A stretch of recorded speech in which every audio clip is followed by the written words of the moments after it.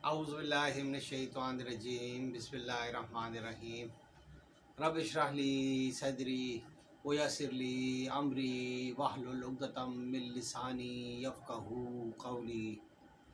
अस्सलामु अलैकुम नाज़रीन कराम। इससे पहले हम हज़रत इब्राहीम अलैहिस्सलाम के वाक़यात को जो है वो किस्तवार बयान कर रहे थे। आज भी इब्राहीम अलैहिस्सलाम का वाक़या है, लेकिन उनके साथ हम लूत अलैहिस्सलाम का वाक़या और लूत अलैहिस्सलाम और उनकी कौम का वाक़या जो है वो बयान करेंगे। तो आज का जो वाक़या है जिसमें इब्राहीम अलैहिस्सलाम और लूत अलैहिस्सलाम का तज़किरा है, तो वो कुछ इस तरह से है कि इब्राहीम अलैहिस्सलाम इस्माईल अलैहिस्सलाम को जो अल्लाह ताला ने हुक्म दिया था कि अल्लाह ताला के रास्ते में उनको कुर्बान करें, तो अल्लाह ताला ने उनको जो इब्राहीम अलैहिस्सलाम को इतना हौसला दिया और उनको इतना ईमान दिया कि उन्होंने अल्लाह ताला का हुक्म माना। फिर अल्लाह ताला ने ये उनके जो है कुर्बानी को कबूल किया। इससे पहले कि वो हज़रत इस्माईल अलैहिस्सलाम को अल्लाह ताला के लिए कुर्बान करते, अल्लाह ताला ने उसके बदले में आसमानों से एक मेंढा भेजा और मेंढे की कुर्बानी हो गई। इस तरह से इस्माईल अलैहिस्सलाम की ज़िंदगी को अल्लाह ताला ने बचा लिया और इब्राहीम अलैहिस्सलाम जिस आजमाइश में डाले गए थे वो अल्लाह ताला ने उन आजमाइश में उनको पूरा किया। इसके अलावा भी इब्राहीम अलैहिस्सलाम ने अल्लाह ताला की बड़ी आजमाइशों में जो है वो भरपूर इम्तिहान दिया और अल्लाह ताला ने उनको सरफराज किया। अब अल्लाह ताला की तरफ से उनके लिए खुशखबरी आती है इसहाक अलैहिस्सलाम की। इब्राहीम अलैहिस्सलाम फ़लस्तीन में आबाद थे और उनके पास जो है वो दिन के वक्त अचानक जो है वो 3 फरिश्ते आते हैं और 3 फरिश्ते आते हैं तो उनके साथ जो है वो दुआ सलाम करते हैं। इब्राहीम अलैहिस्सलाम उनको जो है वो अपने घर में ले आते हैं और बिठा लेते हैं। इब्राहीम अलैहिस्सलाम घर में जाते हैं और घर में जाके कहते हैं कि खाने में क्या है, तो बहस होती है कि खाने में क्या रखा जाए, मेहमान आए हैं। तो कोई ये राय देता है कि मेंढे को जो है वो पका लिया जाए, कोई कहता है कि गाय को पका लिया जाए, कोई क्या कहता है। लेकिन वो इस दौरान उनका इत्तेफाक हो जाता है कि गाय के बछड़े को जो है वो पका के ले जाया जाए। तो इस तरीके से वो अपने जो है वो जो उनके खादिम होते हैं उनको ये कह देते हैं कि मेहमानों के लिए जो है वो ये खाना जो है वो तैयार करके रखा जाए। अब वो इस तरीके से कि इस दौरान जो है वो अपने मेहमानों से बातचीत करते हैं, लेकिन मेहमान जो है वो जो भी उनके मेहमान होते हैं वो अननोन मेहमान होते हैं, यानी अजनबी मेहमान होते हैं।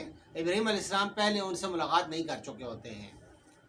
अब उनके सामने जो है भुना हुआ बछड़ा जो है वो रखा जाता है। जब उनके सामने भुना हुआ बछड़ा रखा जाता है तो इब्राहीम अलैहिस्सलाम खाना शुरू हो जाते हैं ताकि उनको भी जो है वो हौसला मिले और वो भी खाएं, लेकिन वो हाथ नहीं बढ़ाते हैं कि बछड़े को खाएं। इब्राहीम अलैहिस्सलाम उनसे कहते हैं कि यार आप लोग क्यों नहीं खा रहे हैं। फिर इब्राहीम अलैहिस्सलाम उनके सामने खाते हैं ताकि इनको भी हौसला हो कि वो भी जो है वो बछड़े में से खाएँ, खाना खाना शुरू कर दें। फिर भी वो आके हाथ नहीं बढ़ाते हैं। इब्राहीम अलैहिस्सलाम को दिल में खौफ महसूस होता है कि यार क्यों नहीं खा रहे हैं, ये क्या बात है, अगर क्या मामला है। अब इससे पहले कि इब्राहीम अलैहिस्सलाम उनसे कहते हैं कि मुझे तुम लोगों से जो है ना खौफ महसूस हो रहा है, और फरिश्ते कह देते हैं कि हम जो है वो हमसे मत डरो, हम जो है वो भेजे गए हैं, हम अल्लाह ताला की तरफ से जो है वो भेजे गए हैं, हम अल्लाह ताला के फरिश्ते हैं, हम ये नहीं खा सकते हैं।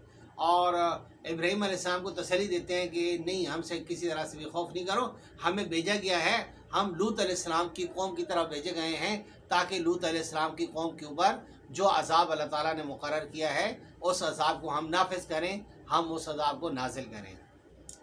अब इब्राहीम अलैहिस्सलाम जो है वो देखते हैं, उनसे बातचीत करते हैं, और इस दौरान जो है इब्राहीम अलैहिस्सलाम की जो बीवी होती हैं सारा, वो भी ये बातें सुन रही होती हैं, करीबी होती हैं। तो सारा सलामुल्लाह अलैहा की तरफ फरिश्ते मुँह करके मुखातिब होते हैं और कहते हैं कि तुम्हें भी अल्लाह ताला ने खुशखबरी दी है इसहाक अलैहिस्सलाम की, और फिर इसहाक अलैहिस्सलाम के बाद याकूब अलैहिस्सलाम की खुशखबरी दी है जो कि इसहाक अलैहिस्सलाम के बेटे होंगे।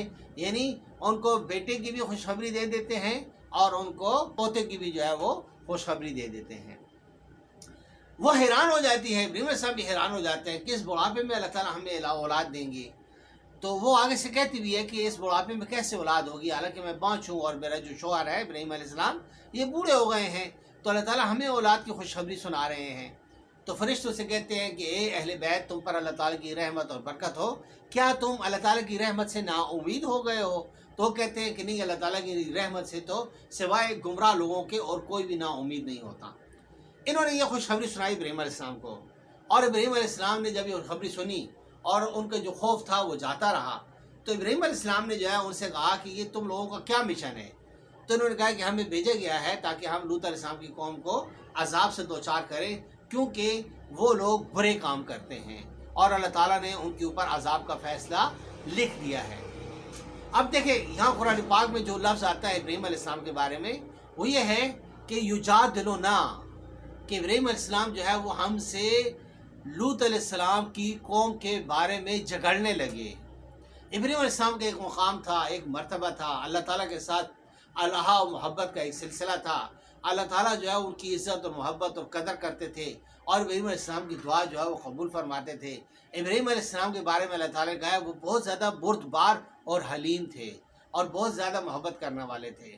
اب یہاں ابراہیم علیہ السلام نے فرشتوں سے یہ بحث کرنا شروع کر دی کہ اللہ تعالیٰ سے میں یہ دعا کر رہا ہوں کہ ان کا عذاب ٹال دے۔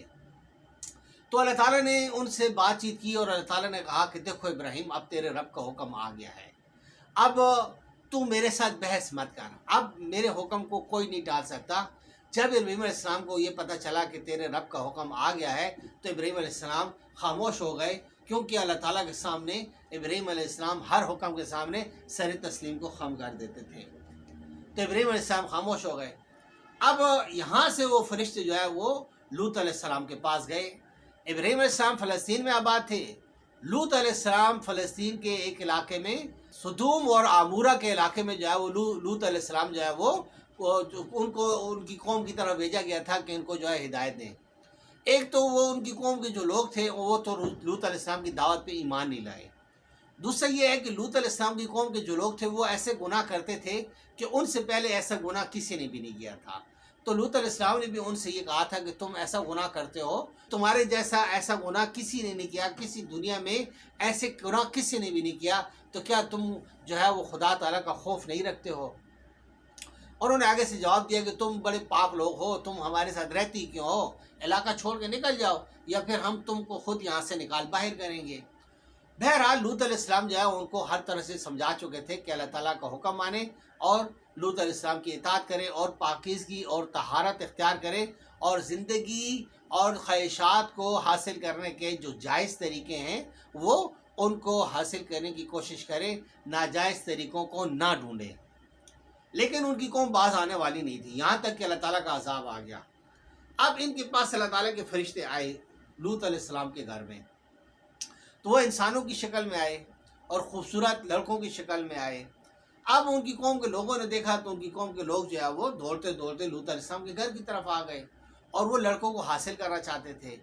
اب ہوا یہ کہ لوط علیہ السلام نے ان لوگوں کو سمجھایا کہ دیکھو مجھے میرے مہمانوں کے سامنے بے عزت مت کرو، اور تم لوگ جو ہے کوئی بھی ایسا کام نہ کرو جس سے میری بھی جو ہے رسوائی ہو اور تمہاری بھی دنیا میں رسوائی ہو اور آخرت میں بھی رسوائی ہو، تم ایسے کام کرنے سے باز آ جاؤ۔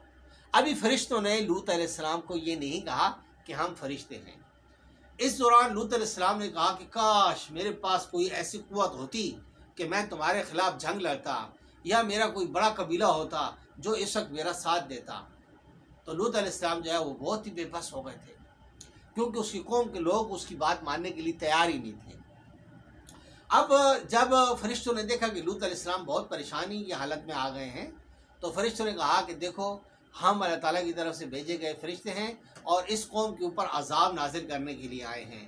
فرشتوں نے پر مارا اور قوم کے جو لوگ اس وقت اکٹھے ہوئے تھے وہ اندھے ہو گئے اس وقت، اور فرشتوں نے لوط علیہ السلام سے کہا کہ صبح ہونے سے پہلے پہلے جو ہے وہ یہاں سے نکل جائیں، کیونکہ یہ جو جگہ ہے اس جگہ میں جو ہے سدوم اور عمورہ کی جو جگہ ہے جہاں یہ قوم آباد ہے، اس جگہ کو اللہ تعالیٰ مقرر کر چکا ہے عذاب کے لیے، اور صبح ہوتے ہوتے ہی عذاب نازل ہو جائے گا۔ لوط علیہ السلام اپنے جو ہے اہل ایمان لوگوں کو لے کر نکلے، ان کی بیوی بھی ان پر ایمان نہیں لائی تھی، تو لہٰذا ان کی بیوی بھی ان لوگوں میں شامل ہو گئی جن کے اوپر اللہ تعالیٰ کا عذاب مقرر تھا۔ اب لوط علیہ السلام وہاں سے نکلے اور لوط علیہ السلام اہل ایمان کو لے کر نکلے، اس قوم کے اوپر اللہ تعالیٰ کا عذاب نازل ہوا، زمین ان کے اوپر تلپٹ کر دی گئی اور ان کے اوپر کنکریاں پھینکی گئی اور اللہ تعالیٰ نے ان کے اوپر لعنت بھیجی۔ یہ دنیا میں ان کے اوپر عذاب نازل ہوا اور اس قوم کو تہس نہس کر دیا۔ پھر جو آخرت کا عذاب ہے وہ اس سے الگ عذاب ہے۔ اس طریقے سے یہ ہے کہ ہمیں جو ہے وہ یہ واقعات قرآن پاک میں اللہ تعالیٰ نے بار بار بتائے ہیں کہ جس خرابی کی بنیاد کے اوپر ان کے اوپر اللہ تعالیٰ کا عذاب نازل ہوا تھا، یہ خرابی اگر کسی بھی قوم میں ہوگی تو اللہ تعالیٰ کے غضب کی مستحق ہو جائے گی۔ تو اللہ تعالیٰ ہمیں ایسی خرابیوں سے بچائے اور ایسی خرابیوں میں مبتلا ہونے سے، قریب پھٹکنے سے بھی بچائے اور اپنے عذاب سے محفوظ رکھے، اور ہمیں اپنے دین کے مطابق عمل کرنے کی توفیق عطا فرمائے، جو کہ محمد الرسول اللہ صلی اللہ علیہ وآلہ وسلم لے کر آئے ہیں۔ ان کی تعلیمات کے مطابق اگر ہم زندگی گزاریں گے تو دنیا میں پاکیزہ زندگی ملے گی اور آخرت میں بھی پاکیزہ زندگی ملے گی۔ اس کے علاوہ ہم ابراہیم علیہ السلام کی جو ہے ایپیسوڈ میں اسحاق علیہ السلام کا تذکرہ کریں گے، اور پھر ہم جو ہے وہ اسحاق علیہ السلام کے بعد یعقوب علیہ السلام کا، اور پھر یعقوب علیہ السلام کے بعد یوسف علیہ السلام کا، پھر ہم بنی اسرائیل کے جو انبیاء کرام ہیں ان کا ایک سلسلہ شروع کریں گے۔ آپ سے درخواست ہے کہ لائک کریں، سبسکرائب کریں اور شیئر کریں تاکہ ہماری نئی نئی ویڈیو آپ کو ملتی رہے۔ جزاک اللہ۔ السلام علیکم۔